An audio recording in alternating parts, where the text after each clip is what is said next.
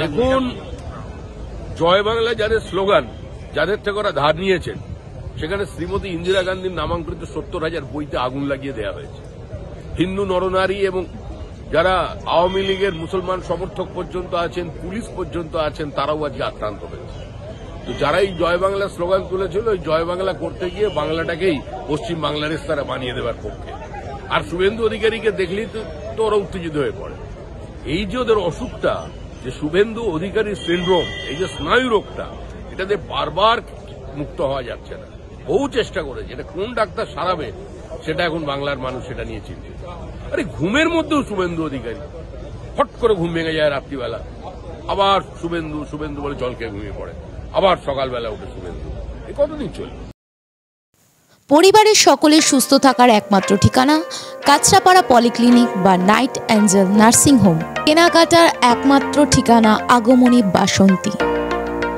মনের মতো খাবার খেতে হলে চলে আসুন কাঁচরাপাড়া নিউ কেবিনে।